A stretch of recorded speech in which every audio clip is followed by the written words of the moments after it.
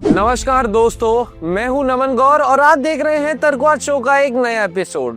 आज हम चर्चा करने वाले हैं 2025 बिहार असेंबली इलेक्शंस के नतीजों और उनके गहरे राजनीतिक प्रभाव की। एक ऐसा चुनाव जिसने बिहार की राजनीति की दिशा को एक नई परिभाषा दे दी है। सबसे पहले बात करते हैं उस हिस्से की जिसने पूरे बिहार की राजनीति को हिला कर रख दिया। ये कि भारतीय जनता पार्टी ने जितनी आरामदायक और स्वीपिंग जीत दर्ज की है, उसकी हल्की सी एक झलक किसी सर्वे, किसी एग्जिट पोल या किसी एनालिटिकल एजेंसी ने भी प्रिडिक्ट नहीं की थी।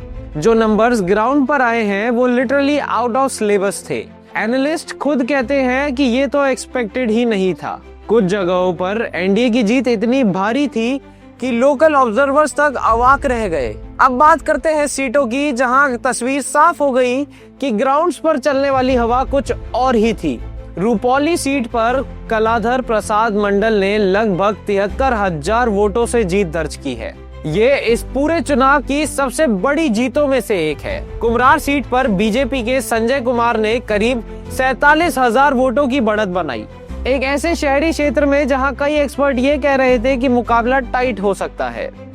इसके अलावा औराई, बेनीपत्ती, पिपरा, केसरिया, मोतिहारी जैसे इलाकों में भी मार्जिन्स बेहद कंफर्टेबल रहे हैं। ऐसे मार्जिन्स जो कोई भी पोल एजेंसी फोरसी नहीं कर पा रही थी। इसी चुनाव में एक और बड़ी और दिलचस्प खबर आई, मैथिली ठाकुर की ऐतिहासिक जीत। सोशल मीडिया से लेकर ग्राउंड तक अपनी लोकप्रियता बना चुकी मैथिली ठाकुर ने पहली बार चुनाव लड़ते हुए रिकॉर्ड मतों से जीत दर्ज की है और बिहार की सबसे युवा एमएलए भी बन गई हैं। उनकी जीत सिर्फ एक राजनीतिक उपलब्धि नहीं, बल्कि इस बात का संकेत भी है कि बिहार की नई पीढ़ी राजनीति में सक्रिय रूप से कदम रख रही है। मतदाताओं ने साफ संदेश दिया कि यदि कोई युवा चेहरा जनता से जुड़ा है, ईमानदारी से अपनी बात रखता है और समाज के मुद्दों पर आवाज देता है, तो लोग उम्र नहीं, काम और विश्वास को वोट देते हैं। अब बात करते हैं ओपोजिशन और नई पार्टियों की, खासकर जन सुराज पार्टी की, जिसने इस चुनाव में काफी चर्चा बटोरी थी कैंपेनिंग के दौरान। लेकिन नतीजों में जेएसपी एक भी सीट नहीं जीत सकी। कई जगहों पर तो वो तीसरे या चौथे स्थान पर ही रही, जहां उन्हें क्लोजेस्ट माना जा रहा था, जैसे सुपौल, महाराजगंज, हाजीपुर बेल्ट की कुछ सीटें। वहां भी मार्जिन दसों हजार में निकल गए। इससे साफ हो गया कि सिर्फ डिजिटल रीच या social media momentum ground reality की जगह नहीं ले सकता। अब जाते हैं उन सीटों पर जहां वास्तव में कंपटीशन हुआ और फिर भी परिणाम एक तरफा निकला। पटना साहिब रूरल बेल्ट्स में कुछ जगह शुरुआती राउंड्स ने कंपटीशन दिया, लेकिन फाइनल काउंट में एनडीए की लीड सॉलिड हो गई। सीतामढ़ी, शिवहर, दरभंगा के कुछ इलाकों में भी शुरू में फाइट कड़ी दिखी, पर नतीजा आखिर में साफ और एक तरफा रहा।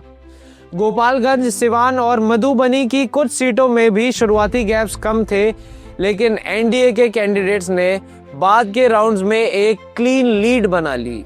अब बात करते हैं कुछ रियल अपसेट्स की, जहां समीकरण पलट गए।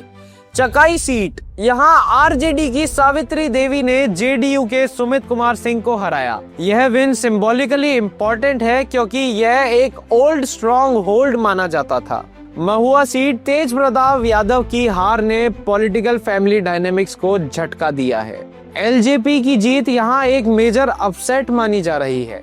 इसके अलावा हिल्सा, जहानाबाद और अरारिया की कुछ सीटों पर भी ऐसे रिजल्ट्स आए हैं जो प्री पोल प्रेडिक्शन से बिल्कुल उल्टे थे। इसी बीच इस चुनाव में भले ही आरजेडी को बड़े पैमाने पर नुकसान उठाना पड़ा हो, लेकिन तेजस्वी यादव ने अपने क्षेत्र में जीत दर्ज करके एक बार फिर साबित किया कि उनका व्यक्तिगत जनाधार अभी भी मजबूत है। कड़ी टक्कर और स्टेट वाइड एंटी इनक्यूम्बेंसी के बीच भी उनकी जीत ये दिखाती है कि ग्राउंड पर उनकी पकड़ और उनकी युवाओं में लोकप्रियता अभी भी बरकरार है। हालांकि पार्टी का प्रदर्शन उम्मीद से कम रहा, लेकिन तेजस्वी की व्यक्तिगत जीत आरजेडी के लिए एक मोरल बूस्टर की तरह काम करती है और आगे की रणनीति में उनके नेतृत्व की भूमिका कहीं ज्यादा अहम होने वाली है। वोटर्स अब कास्ट फॉर्मूला या फैमिली नेम पर वोट नहीं दे रहे हैं, उनकी प्राथमिकताएं बदल रही हैं। अकाउंटेबिलिटी, डिलीवरी, गवर्नेंस और रियल टर्फ कनेक्ट अब फर्स्ट प्रायोरिटी बन चुका है।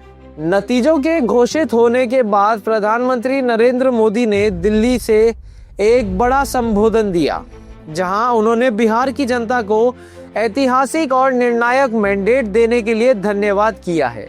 अपने भाषण में मोदी जी ने कहा कि यह जीत सिर्फ एनडीए की नहीं, बल्कि हर उस बिहार वासी की है जिसने विकास, स्थिरता और बेहतर भविष्य के लिए वोट किया है। बिहार के लोगों ने बिल्कुल गर्दा उड़ा दिया है। मैं बहुत विनम्रता से एनडीए के सभी दलों की ओर से बिहार की महान जनता का आभार व्यक्त करता हूं। उन्होंने जोर देकर कहा कि आने वाले 5 सालों में बिहार में डबल इंजन सरकार और तेज गति से काम करेगी, खासकर इंफ्रास्ट्रक्चर, रोजगार और लॉ एंड ऑर्डर के मोर्चे पर। मोदी ने यह भी कहा कि बिहार ने फिर साबित कर दिया है कि जब जनता विकास पर भरोसा करती है तो जाति और राजनीति से ऊपर उठकर वोट देती है। संक्षेप में कहूं तो 2025 बिहार इलेक्शंस सिर्फ एक चुनाव नहीं था, बल्कि एक पॉलिटिकल रीअलाइनमेंट का बड़ा संकेत था। एनडीए ने एक साफ मैंडेट हासिल किया, ओपोजिशन को अपनी स्ट्रेटजीज रीराइट करनी होंगी और नई पार्टियों को ग्राउंड पर मेहनत करनी होगी, क्योंकि सिर्फ हवा बनाना काफी नहीं, जमीन पर पकड़ रखना बहुत जरूरी होता है। जी हाँ दोस्तों, इसी मुद्दे पर आगे बने रहने के लिए देखते रहिए तर्कवाद। मैं नमन गौर अब चलता हूँ। धन्यवाद।